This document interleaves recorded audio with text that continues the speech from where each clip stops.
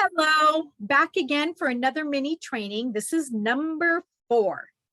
And this one has to do with, okay, do you start a business from scratch or do you buy an existing business? So that's a real question, right? It can take a long time to grow organically unless you're working and partnered with an investor or you are representing investors and you're going out and helping them buy a bunch of different properties and then you're going to manage it for them. Or maybe you already have clients that have been knocking at the door wanting you to do property management or take over their rentals. And you've kind of been holding them at bay because you want to make sure that you set everything up correctly and do it right. As licensed agents and brokers, we have a fiduciary responsibility to make the decisions that are in the best interest of our client, not necessarily for us, right? And so is it in the best interest of our client to manage property for them if we don't know what we're doing? I would say no, but I know plenty of people that jump in and just figure it out, and that's okay too. So yes, you can grow organically. How you're going to do that is going to be multi-pronged. You're going to really work on your relationships. You're going to reach out to your entire network, everybody you know, and let them know that you're doing property management and be very specific about who your ideal client is and the areas that you do property management in. Because if you just say, I do property management, that's not going to resonate with anybody. But if you say, hey, my ideal client are people that are reaching retirement, maybe they've managed their own rental properties for a period of time and now they want to travel, they want to visit their grandkids, and they just don't want the responsibility of managing a property. Okay, your ideal client can change. I had multiple ideal clients. My office was very close to Silicon Valley.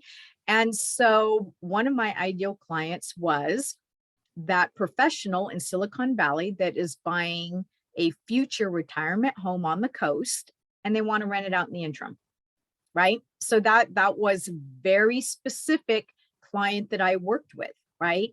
Along with retirees that wanted to travel, or people get up to a certain age and they just they don't have the energy to keep managing their rentals. The laws have changed so much.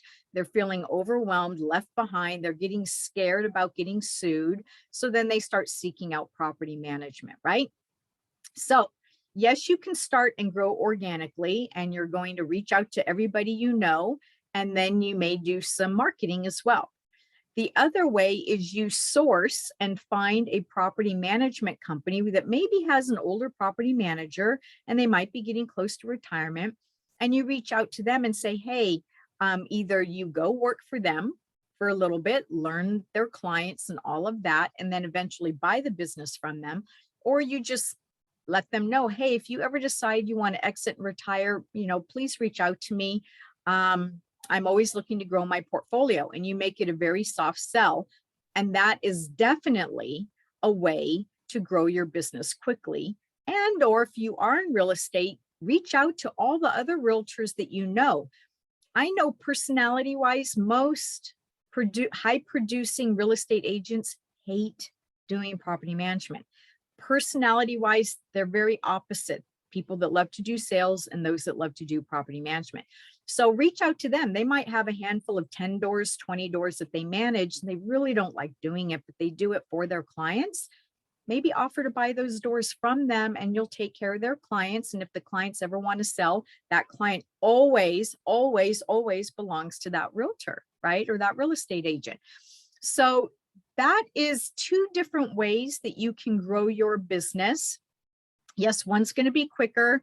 One's going to take a little bit of an investment up front because typically you're going to put some money down and then you're going to pay the owner out over time for that book of business, and or you grow it organically. I know when I started out, for me, I bought a business from someone retiring and then I refined it and made it better and offered new services and programs and all of that. A colleague of mine, she started the same time I did. And she went the organic route, and it took her probably about 10 years to get to 100 doors. So again, it depends upon your market. I was a little coastal small market.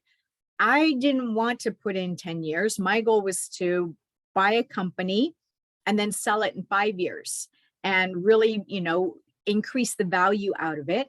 Well, 5 years came and went, and I was having a blast and I was loving what I was doing. And then 10 years came and went. And finally, I decided, okay, I need to get serious about this. So at the 13-year mark, I sold my business, and I sold it for close to 7 times what I paid for it. And I still had about the same number of doors and about the same number of owners. So I really maximized the revenue and my profit margins from the same number of doors. And I did that through a variety of different means. We could talk about that on another little mini training. Today's mini training is, do you go organic and build it one by one? The pro to that is you get to select the owners you want to work with. So be really clear about the type of owners you want to work with, the type of properties, the location, right? And then you're putting the tenants in there. So you're getting to build something that's a known commodity to you from the start, okay? Less headaches down the line. Whereas when you buy a business, you didn't get to pick any of those owners or tenants.